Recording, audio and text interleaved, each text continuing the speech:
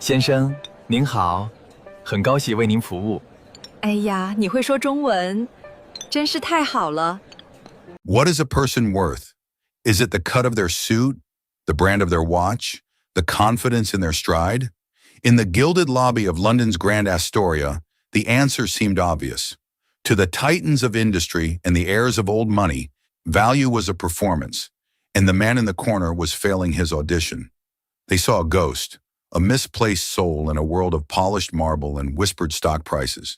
They saw nothing. But they were about to learn that in the high-stakes game of power, the most dangerous player is the one you never see coming. And the key to his entire empire was held by the one person even more invisible than him, the waitress. The lobby of the Grand Astoria wasn't merely a room, it was a theater of wealth. Sunlight filtered through 20-foot arch windows, caught the diamond earrings of a woman laughing too loudly, and glinted off the polished gold of a sheik's wristwatch. The air itself smelled expensive, a curated blend of fresh lilies, old leather, and the faint, sweet aroma of overpriced perfume. This was the domain of men like Andrew Finch, a British industrial magnate whose voice boomed across the marble floor as if he owned the very air molecules within it. He stood with his cohort, a pack of pinstriped sycophants, their laughter echoing like the cawing of well-fed crows. And then there was the man in the corner. He sat in a plush armchair that seemed to swallow him whole. His suit was a simple, dark gray, well-made but utterly unremarkable. It lacked the fashionable, razor-sharp tailoring of the men around him. His shoes were scuffed at the toes. He wore no watch, no rings, no ostentatious tie clip. He just sat, nursing a glass of water, his eyes scanning the room with a quiet, unnerving intensity. To the casual observer, he was a mistake, a mid-level manager who'd wandered into the wrong hotel, a moth drawn to a flame it couldn't comprehend. The maître d', a severe man named Henri with a nose perpetually tilted toward the ceiling, had made his assessment the moment the man walked in. No reservation under a noteworthy name, no entourage, no air of entitlement. Henri had directed him to the most undesirable table in the lobby lounge, tucked away near a service entrance, hoping he would take the hint and leave. But the man simply sat, patient and silent. James Chen didn't mind the snub. In fact, he preferred it. Anonymity was a luxury his billions rarely afforded him. Back in Shanghai, he couldn't walk down the street without being recognized as the founder and CEO of Phoenix Dynamics, the tech conglomerate that had revolutionized global logistics. His face was on the cover of magazines, his every move tracked by financial analysts. But here in London, under the anglicized name his grandfather had chosen for international business decades ago, he was a nobody. And today, he needed that. He was waiting for the final preliminary call before the most important meeting of his life, a hostile takeover bid for Finch Aeronautics, the legacy company run by the boisterous man currently holding court across the lobby. Andrew Finch glanced over at James, a smirk playing on his lips. He nudged his associate, a younger, leaner man named Marcus. "See that sad little fellow over there?" Finch rumbled, not bothering to lower his voice. "Looks like he's come to beg for a loan. Probably lost his way to the soup kitchen." Marcus chuckled obsequiously. "Perhaps he's a journalist, trying to soak up the atmosphere for some dreary article on income inequality." The laughter from their table was a wave of casual cruelty that washed over James, but his expression remained unchanged. He was used to being underestimated.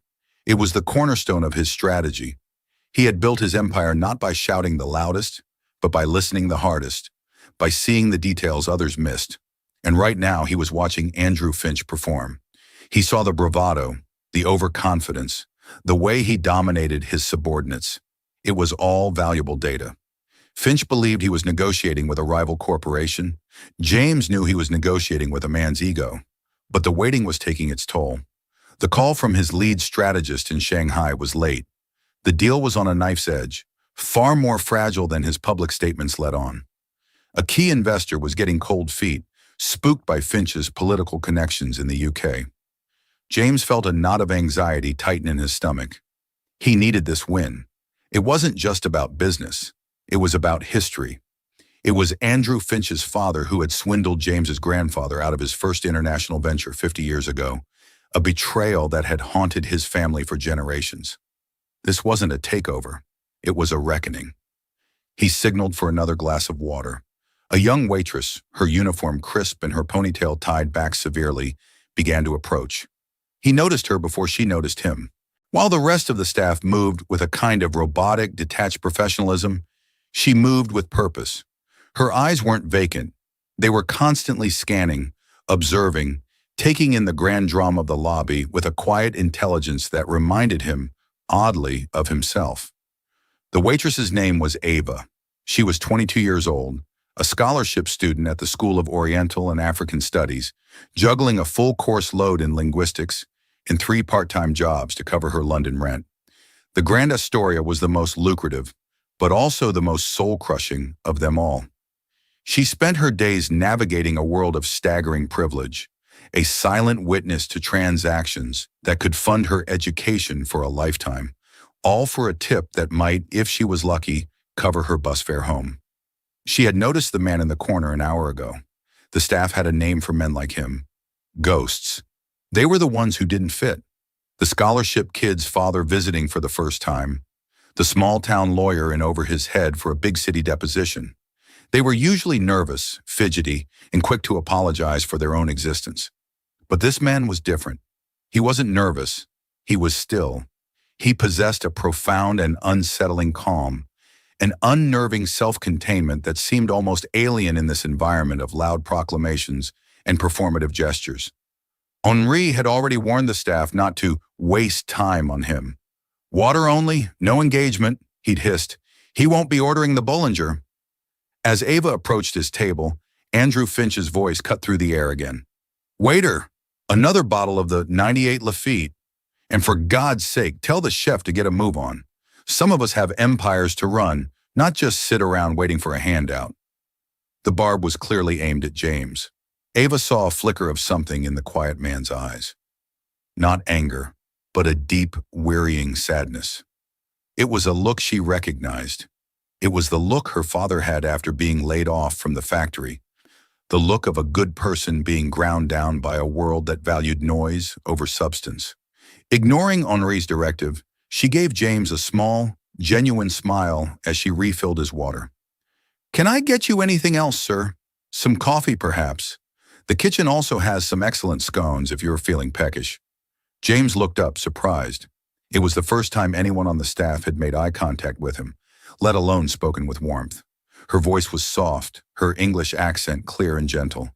He saw the name Ava embroidered on her tag. "Just the water is fine, thank you," he said, his own voice quiet, roughened by disuse. "Thank you, Ava."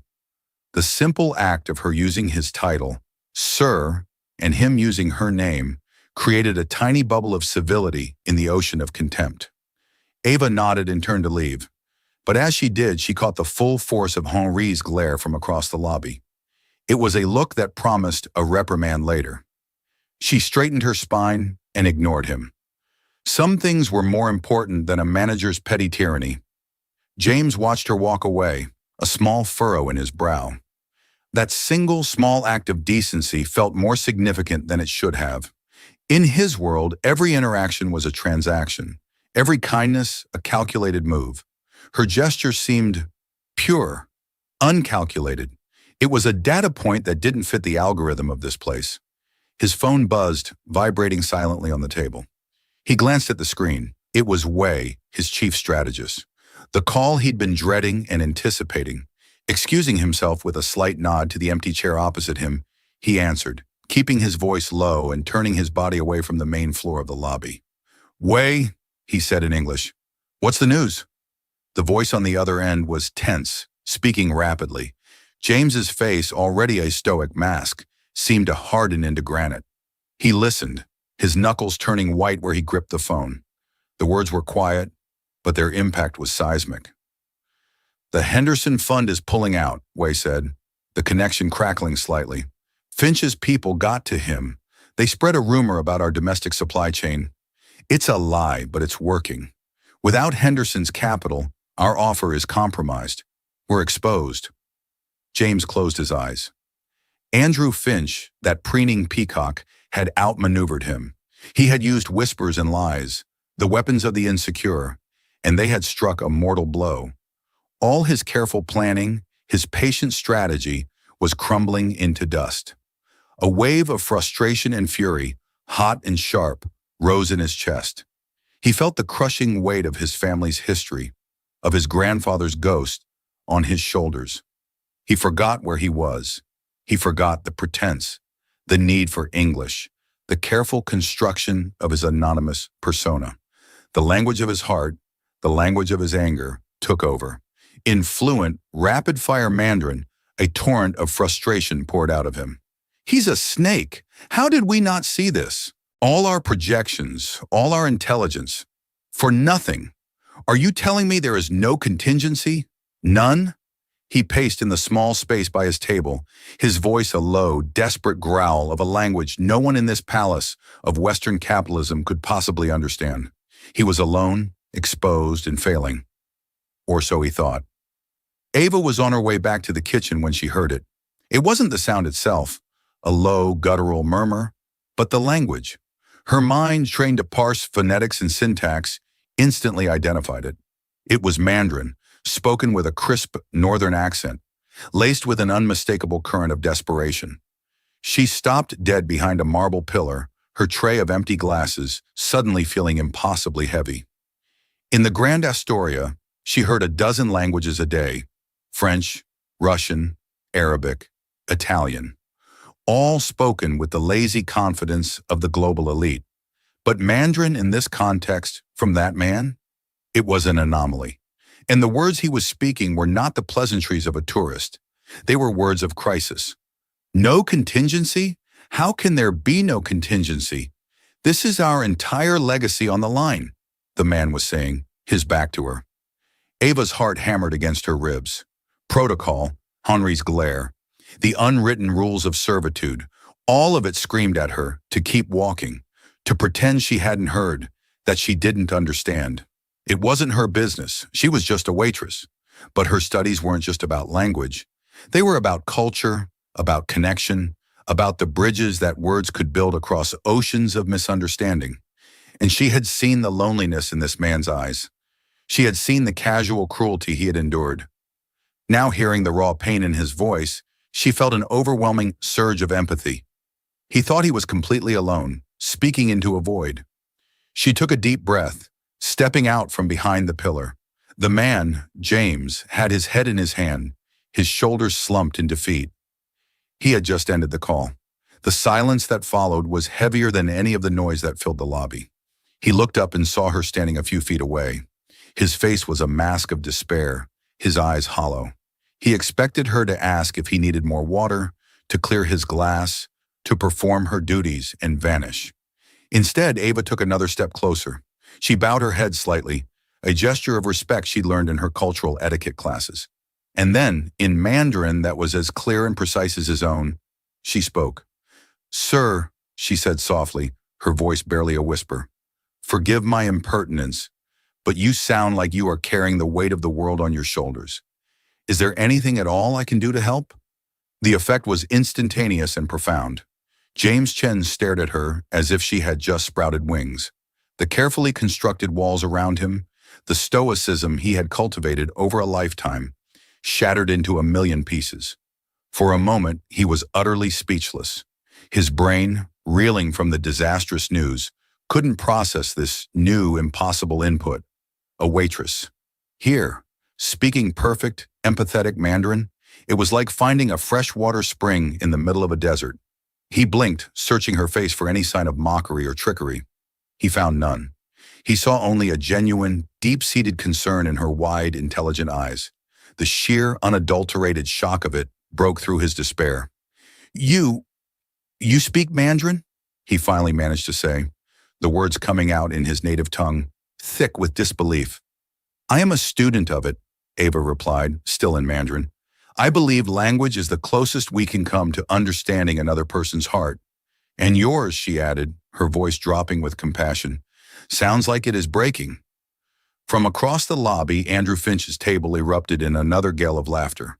The sound, which had been a source of irritation moments before, now seemed like it was coming from another planet.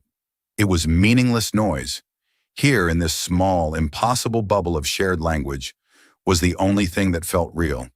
The weight on James's shoulders didn't disappear, but for the first time in hours, he felt he wasn't carrying it entirely alone. He looked at this young waitress, this complete stranger who had offered him a lifeline in a language no one else was supposed to understand. The absurdity, the sheer improbability of the moment almost made him want to laugh. Breaking, he repeated in Mandarin, a wry, tired smile touching his lips for the first time that day. Yes, I believe you may be right. He gestured to the chair opposite him. Please, sit down. Just for a moment. Ava hesitated, her eyes darting towards Henri, who was now watching them with a thunderous expression. Sitting with a guest was a fireable offense. It was a cardinal sin. James followed her gaze and understood immediately. He switched back to a quiet, authoritative English, a tone he hadn't used since he'd entered the hotel. Don't worry about him, he said, his eyes locking with hers. I will handle it. Please. There was something in his voice now, a steeliness, a quiet command, that hadn't been there before. It was the voice of a man accustomed to being obeyed. Ava made a decision. She placed her small tray on an adjacent table and with a deep breath sat down in the chair opposite the invisible man. The entire dynamic of the room, though no one else knew it yet, had just been irrevocably altered. The act of sitting was a rebellion. For Ava, it was a defiance of Henry and the rigid hierarchy of the hotel. For James, it was an admission that he needed help, a vulnerability he rarely showed to even his closest advisors. For a few moments, they sat in silence, the cacophony of the lobby swirling around their quiet island. I shouldn't be doing this, Ava said softly in English, a nervous tremor in her voice. And I shouldn't be on the verge of losing a 50-year-old family legacy, James replied, his voice laced with a dark, weary humor. He switched back to Mandarin. It seems we are both breaking the rules today. He looked at her properly then, not as a service worker, but as a person. He saw the fatigue around her eyes, the intelligence that shone through them. You are a student, you said? Of my language? Among other things, she said, relaxing slightly as they conversed in Mandarin. The language felt like a secret code, shielding them from the prying ears of the lobby. I study how culture shapes communication, how a deal in London is not the same as a deal in Beijing, how words are only the surface, and the real negotiation happens in the unspoken spaces, in gestures, in patience, in understanding what the other side truly values. James leaned forward, his interest piqued. This was not the idle chatter of a language learner. This was the analysis of a strategist. Go on, he urged. Well, Ava continued, warming to her subject, the academic in her momentarily forgetting she was wearing a waitress's apron. Western business, especially with the British old guard, is often like a boxing match. It's adversarial. They want to dominate, to win on points, to force a submission. They see compromise as weakness. They use bluster and intimidation as leverage. She glanced over at Andrew Finch's table, where he was now holding forth, gesticulating wildly with a wineglass. They perform power, she said, the observation sharp and incisive. James felt a jolt of recognition. She had just perfectly described his entire negotiation with Finch. He had been trying to counter Finch's boxing with his own, matching force with force, capital with capital. He had been playing Finch's game, and Finch on his home turf had just landed a knockout blow. But in the East, Ava went on, her gaze returning to him, negotiation is often more like a dance, or even better like the game of Go. It's not about a single decisive blow. It's about surrounding your opponent. It's about patience, about making small, seemingly insignificant moves that only reveal their true purpose at the very end. It's about letting your opponent overextend, letting their own aggression become their biggest weakness. The goal isn't to crush them. It's to make their position untenable, to leave them with no good moves so that your victory becomes a quiet inevitability. A profound stillness settled over James. Ava's words were slicing through the fog of his panic, arranging the chaotic pieces of his problem into a clear, startling new picture. He had been so focused on the financial mechanics, the legal loopholes, the brute force of the acquisition, that he had forgotten the most fundamental element, the human one. He was trying to beat Andrew Finch at his own game, the boxing match, but he was a master of go. Their own aggression?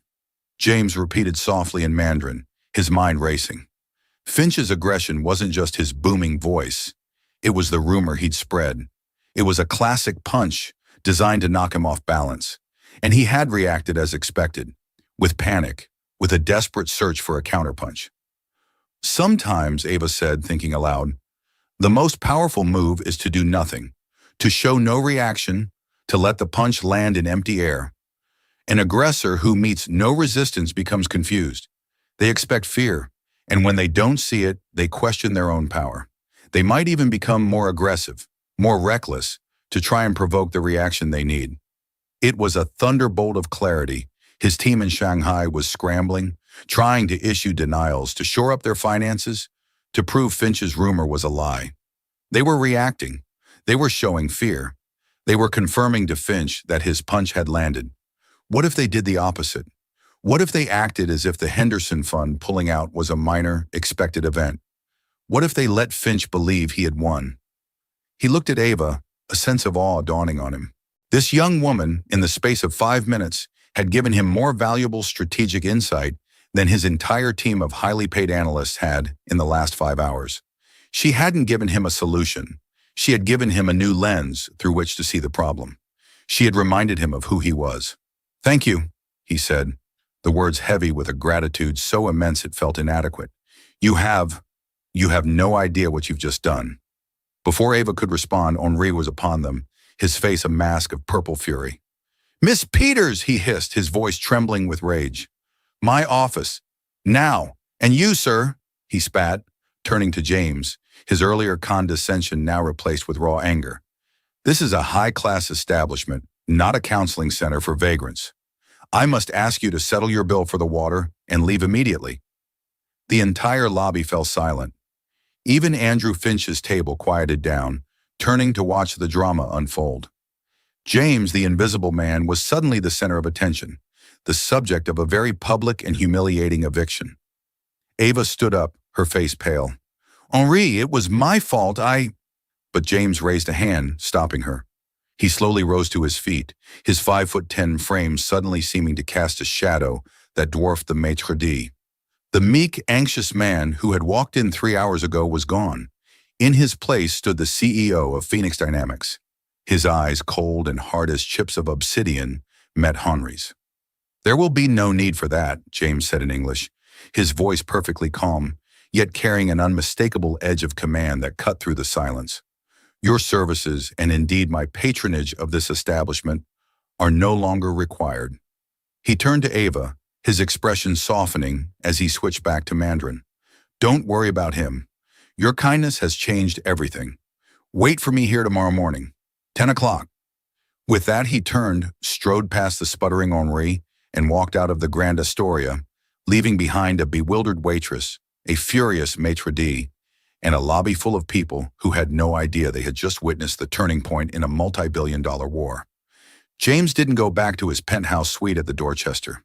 He went to a small, unassuming office he kept in a service building in Canary Wharf, a place no one, not even his own company, knew he used for his most critical thinking.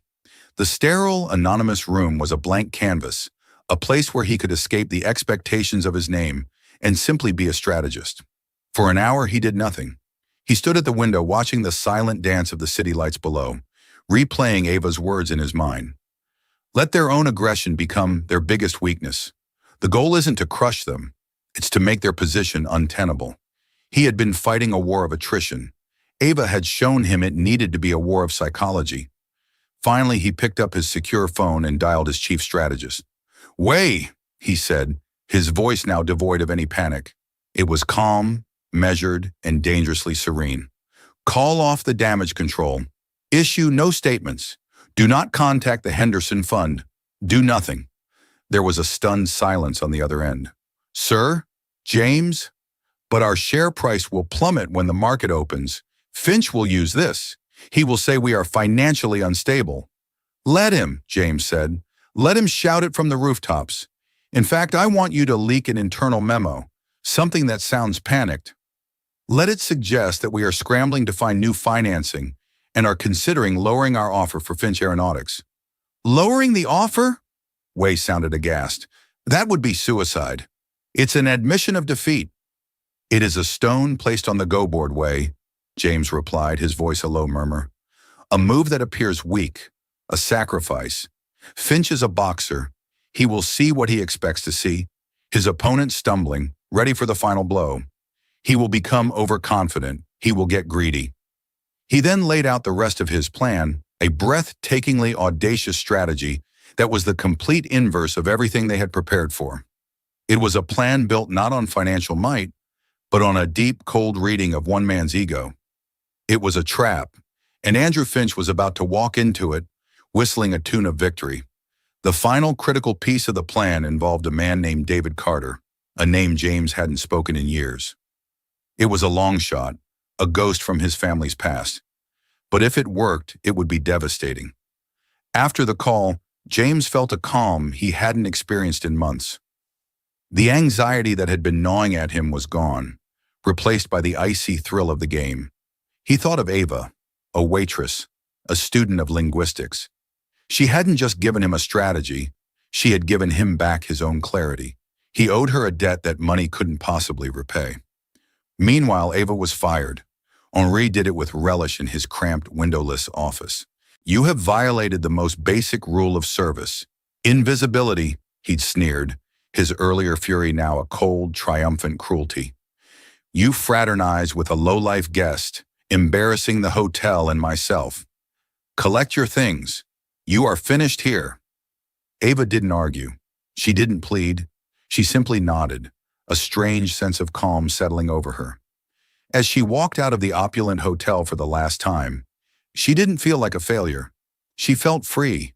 She had acted with kindness and integrity, and if that was a fireable offense, then this was not a place she wanted to be. She thought of the strange, quiet man and his promise. Wait for me here tomorrow morning. 10 o'clock. It was probably an empty gesture, the ramblings of a man under stress, but a small part of her, the part that still believed in the power of human connection, decided she would be there. What did she have to lose? The main conference room at Finch Aeronautics headquarters was a cathedral of old-world corporate power. Situated on the top floor, its floor-to-ceiling windows offered a panoramic, almost feudal view of London's sprawling cityscape. The walls were paneled with dark, lustrous mahogany, adorned with oil paintings of stern-faced men. Andrew's father and grandfather among them, whose gazes promised a legacy as enduring as the British Empire itself. In the center of the room sat a colossal table, polished to a mirror finish, reflecting the grimly satisfied faces of Andrew Finch and his board of directors. The mood was one of barely suppressed jubilation. They were predators who had successfully cornered their wounded prey. The morning's financial news had been everything they'd hoped for. The leaked memo suggesting Phoenix Dynamics was in disarray had sent shockwaves through the market. Analysts were already calling James Chen's audacious takeover bid a catastrophic overreach. Andrew Finch leaned back in his leather throne of a chair, a glass of sparkling water in hand, the very picture of magnanimous victory. He felt an almost physical pleasure in the impending humiliation of his rival. This wasn't just business. It was the natural order of things being restored, the upstart from the East being put back in his place by the established power of the West. He'll be here to beg. That's what this is, Marcus, his eager second-in-command, whispered with a conspiratorial grin. He'll offer us a pittance to save face. We'll laugh him out of the room, and that will be the end of it. Andrew simply smiled, a slow, predatory stretching of his lips. Patience, Marcus. Let the man have his final, pathetic moment. It's only sporting. At precisely 9:00 a.m., the heavy oak door swung open. The board members straightened their ties, composing their faces into masks of stern indifference, ready to receive the surrendering general. But the man who entered was not the one they expected. This was not the drab, invisible man from the hotel lobby. This was not a defeated supplicant. The James Chen who strode into the room seemed to have been entirely remade. He wore a bespoke charcoal suit by a Savile Row tailor so exclusive it didn't even have a sign, a garment that moved with him as if it were a part of his own skin. His stride was not hurried or anxious, but measured and deliberate. The walk of a man who owned not just the ground he walked on, but the very air he displaced. On his wrist, the understated elegance of a Patek Philippe Calatrava flashed briefly, a timepiece that didn't shout its value, but whispered it with absolute authority, making Finch's chunky gold watch suddenly look like a cheap imitation. He carried a slim, unassuming leather portfolio. He was alone. He met Andrew Finch's gaze across the expanse of the table, and in his eyes there was no fear, no anger, no desperation. There was only a calm, dispassionate focus, the unnerving stillness of a surgeon preparing to make the first incision. Finch, momentarily thrown off by this display of confidence, recovered his bluster. "Mr. Chen," he boomed, his voice a theatrical display of condescension, "I must confess, I'm surprised you bothered to show up. I trust you're here to tender your unconditional surrender? Perhaps save us all a bit of time." The board chuckled appreciatively. James said nothing. He walked to the empty side of the table, placed his portfolio down with a soft, definitive sound, and sat. He looked at each board member, one by one, his gaze lingering just long enough to be unsettling. "Let's begin," he said. His voice was quiet, yet it commanded the room's absolute attention, silencing the last of the sycophantic murmurs. Finch's CFO, a pompous man named Gerald, launched into a gloating presentation filled with charts and graphs detailing Phoenix Dynamics' sudden financial instability and the collapse of their offer. He spoke with the slow, deliberate cruelty of a man explaining to a child why he couldn't have what he wanted. Throughout the entire monologue, James remained perfectly still, his fingers steepled before him, his expression unreadable. He looked less like a man whose empire was crumbling and more like a professor listening to a student's deeply flawed thesis. When Gerald finished with a triumphant flourish, a palpable silence descended. All eyes were on James. This was his moment to plead, to bargain, to collapse. "A compelling work of fiction," James said at last, the words landing like stones in a silent pond. He calmly opened his portfolio. "You are correct on one point. The Henderson Fund has withdrawn its support." He paused, letting them savor their victory for a fraction of a second. "We anticipated they would. In fact, we relied on it." A ripple of confusion, not yet panic, washed over Finch's team. Finch himself let out a short, incredulous bark of a laugh. "What nonsense is this? You relied on losing a tenth of your funding? You see, Mr. Finch, your entire company is propped up by a single pillar." "Your reputation," James began, his voice taking on a new, harder edge. "A reputation for being a stable, reliable, and ethically sound British institution, which is why you are awarded billions in government contracts." He slid a document from his portfolio and pushed it across the table's polished surface. It glided to a stop in front of Finch. "This is a digital forensics report. The rumor you spread about my domestic supply chain was not just a lie, it was a carefully executed act of industrial sabotage. My team has traced the encrypted messages and ghost servers used to plant the story. They originate from an IP address registered to a shell corporation, which is, in turn, owned by the brother-in-law of your head of corporate communications, Mr. Davies over there." He nodded slightly towards a man at the end of the table, who instantly turned the color of ash. The mood in the room shifted instantly from smugness to alarm. "A baseless, outrageous accusation," Finch sputtered, but his voice lacked its earlier conviction. "Is it?" James's voice was relentlessly calm. He slid a second, thicker document across the table. "That is the small problem. The larger problem is your board's remarkable financial acumen." He gestured to the news ticker on a large screen behind him. "You were so convinced of your own cleverness, so certain my company would suffer, that you couldn't resist profiting from the chaos you created. These are the trading logs from the past 48 hours. They show significant short-selling positions against Phoenix Dynamics, placed by investment firms connected to the personal portfolios of no less than 4 members of this board. The Financial Conduct Authority takes a very dim view of trading on privileged, non-public information, namely, the knowledge that a key investor was about to pull out due to your own sabotage.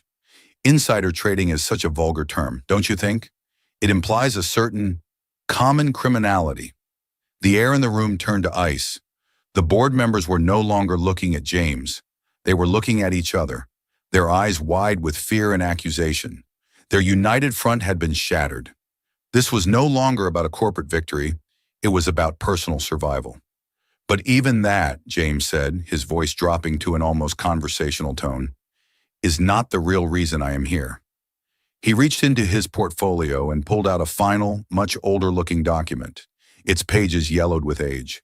The real issue is history, a debt that has been collecting interest for 50 years. Half a century ago, your father, Robert Finch, entered into a partnership with my grandfather, Chen Wei.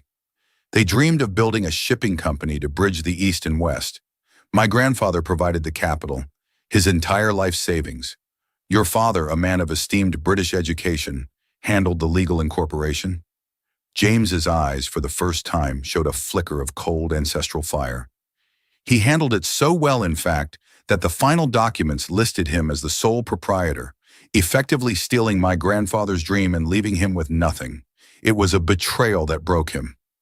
Andrew Finch shot to his feet, his face crimson with rage. This is slander, an absurd, irrelevant fairy tale. It has no bearing on today. On the contrary, James said, his voice as sharp as a shard of glass. It has every bearing, because my grandfather was a meticulous man. He kept everything, every signed letter of intent, every wire transfer confirmation, every promise your father made on paper. He paused, letting the weight of the accusation settle.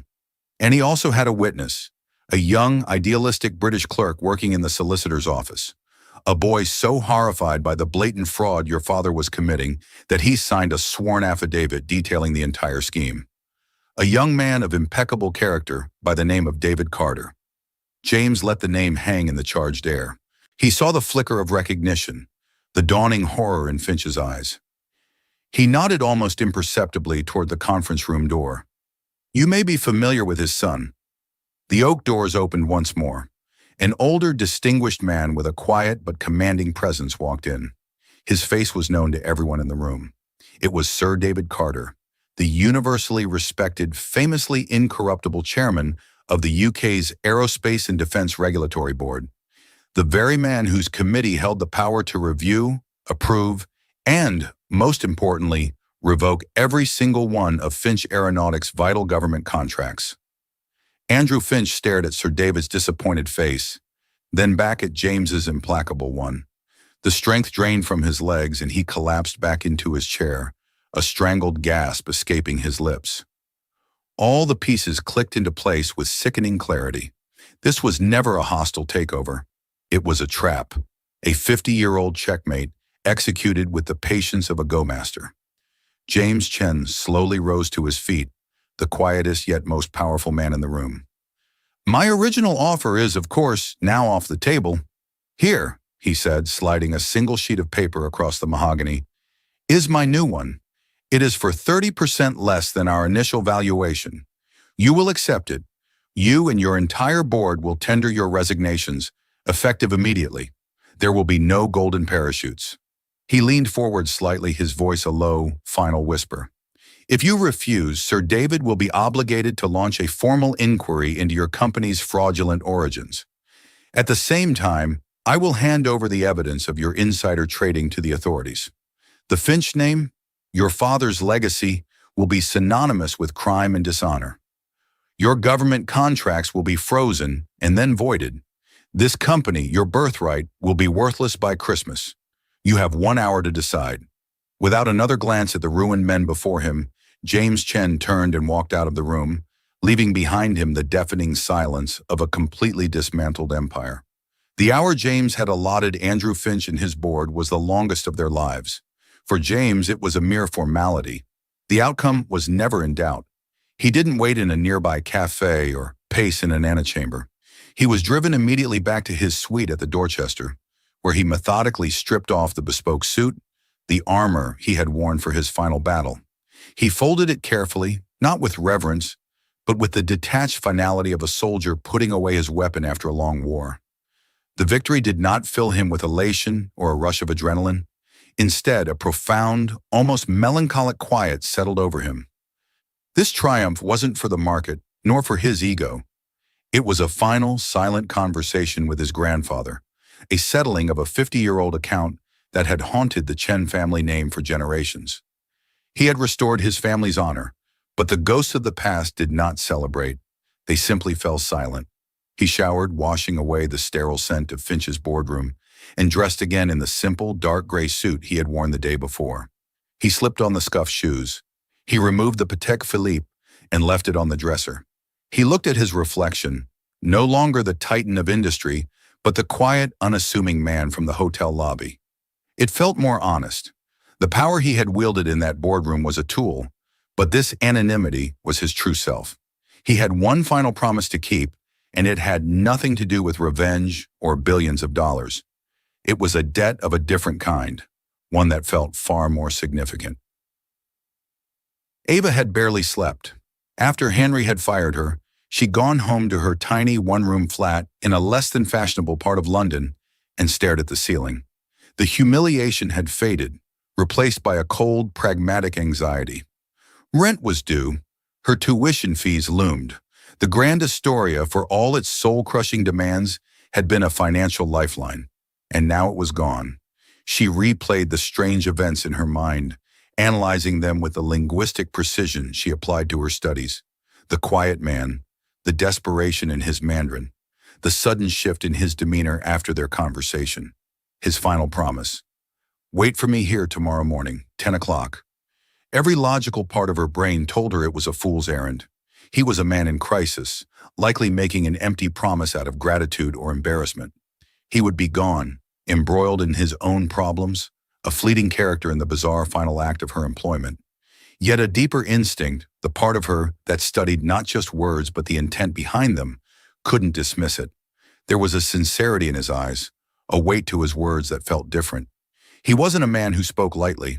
She had seen him when he was invisible, and she had seen the first glint of the steel beneath. She decided to trust that instinct over her fear. It was, after all she had left. So at 9:45, she stood across the street from the Grand Astoria. The morning was crisp and gray, the London sky a familiar blanket of indifference. The hotel looked like a fortress of privilege, its grand entrance swallowing and spitting out a parade of the wealthy and powerful. Watching it now as an outsider, she felt a surprising sense of relief. She had been a ghost in that world, and now she was simply a person on a street, free from its suffocating rules. At 10 o'clock sharp, she took a deep breath, crossed the road, and saw him standing there near the curb, looking just as unremarkable as he had the day before. He saw her approach, and a genuine, unburdened smile lit up his face. It transformed him, chasing the weariness from his eyes. "I wasn't sure you would come," she said, her voice a little shaky, a mix of relief and lingering nervousness. "I keep my promises, Ava," James replied, his voice warm, "and I have a great deal to thank you for." His gaze was direct and held a profound sense of gratitude. "I heard the news this morning. You were fired, I presume." Ava managed a wry smile, tucking a loose strand of hair behind her ear. "Fired isn't a strong enough word. I believe Henri's exact phrase was that I was an unacceptable liability to the hotel's brand integrity." "Good," James said, the single word resonating with satisfaction. "Their loss is, I hope, about to become my gain. In which case, you are available to accept a new position." Before Ava could process his words, the universe chose that exact moment for its dramatic flourish. The opulent front doors of the Grand Astoria swished open, and out strode Henri himself. His posture was ramrod straight, his nose held high, a man utterly secure in his petty kingdom. He was likely on his way to berate a doorman or intimidate a junior valet. He spotted Ava first, and his lip curled into a sneer of contempt. Then he saw James standing with her, and his expression curdled into pure fury. He opened his mouth, no doubt to deliver another volley of insults and order them away from his pristine entrance. But the words died in his throat. A car had pulled up to the curb, so silent in its approach that it seemed to have materialized from the air itself. It was a Rolls-Royce Phantom, its black paint so deep it seemed to drink the light, its presence an undeniable statement of immense wealth. A chauffeur in a flawless uniform emerged, walked around the car, and opened the rear door, not for a sheikh or a lord, but for the nondescript man in the scuffed shoes. "Your car is ready, Mr. Chen," the chauffeur said, his voice a model of British deference. "Traffic is clear to the airport. We are on schedule for your flight to Shanghai." Henry froze, his body rigid. The name echoed in the cavern of his mind. Mr. Chen, his brain, a well-oiled machine for calculating the net worth of guests, began to spin furiously. Chen, the Finch Aeronautics takeover. It was the only story on every financial channel that morning. A stunning, brutal victory by an enigmatic billionaire from Phoenix Dynamics. A man named James Chen. He looked from the multi-million-pound car to the chauffeur, and then back to the quiet, plainly dressed man he had publicly humiliated, berated, and ejected from his hotel less than 24 hours ago. The man he had called a vagrant. The full cataclysmic scale of his misjudgment crashed down upon him. He felt a wave of nausea, the cold sweat of a man realizing he hadn't just made a mistake, but had committed an act of career suicide of such epic proportions it would be told as a cautionary tale for generations of hotel staff. James, however, paid him no mind at all. Henri had ceased to exist. His entire universe was now focused on the young woman standing before him. "I am not offering you a reward, Ava," he said, his voice earnest, cutting through the ambient noise of the city. "Money would be an insult to what you gave me. Yesterday, I was playing my opponent's game, and I was losing. You didn't give me a new strategy. You gave me a new perspective. You gave me back my own. In my world, that kind of insight, the ability to truly understand the cultural and human drivers beneath a negotiation, is rarer and more valuable than $100 billion funds." He reached into his pocket and handed her a simple, elegant business card. It was stark white, bearing only his name, his private number, and the stylized Phoenix logo of his company. "Phoenix Dynamics is establishing a permanent European headquarters here in London," he continued. "It needs a foundation built on cultural intelligence, not just financial aggression. I am creating a new department of cross-cultural strategy, and I want you to build it and lead it. The position of director comes with a full corporate sponsorship to complete your PhD at any university you choose, and a salary that will ensure you need only ever focus on your work and your studies, nothing else." Ava stared at the card, then up at his face, her mind reeling. Tears welled in her eyes, not of sadness, but of overwhelming, dumbfounding joy. This wasn't just a job offer. It was a validation of her entire life's passion. It was a future she had only dared to imagine in her wildest dreams, being handed to her on a London curb. "But why?" she whispered, the question feeling entirely inadequate. "All I did was show you a little kindness." James Chen's smile reached his eyes, imbuing them with a deep, genuine warmth. He gestured towards the open door of the Rolls-Royce, a silent invitation, leaving Henri standing on the pavement like a statue of forgotten importance. "Yes," he said as he guided her gently forward. "You were kind, and in a world filled with boxers trying to land a knockout blow, genuine kindness isn't a weakness. It's the most unexpected, and therefore the most powerful strategic advantage there is." He paused, then added, "It is without question the best investment I have ever made." As the heavy car door closed with a silent, satisfying thud, shutting out the noise of the city and the world that judged by appearances, Ava looked back one last time at the Grand Hotel. It was a monument to a world she no longer belonged to. She wasn't a waitress anymore, and James Chen was no longer invisible.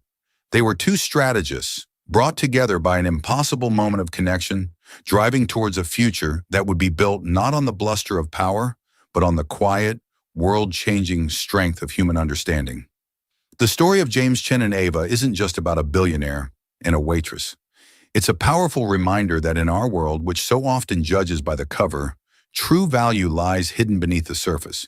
It's in the quiet observer, the overlooked student, the person who offers kindness when no one is watching. Ava didn't just serve a glass of water. She served a lesson in empathy that shifted an empire. James didn't just win a company. He rediscovered the core of his own strength through a simple human connection.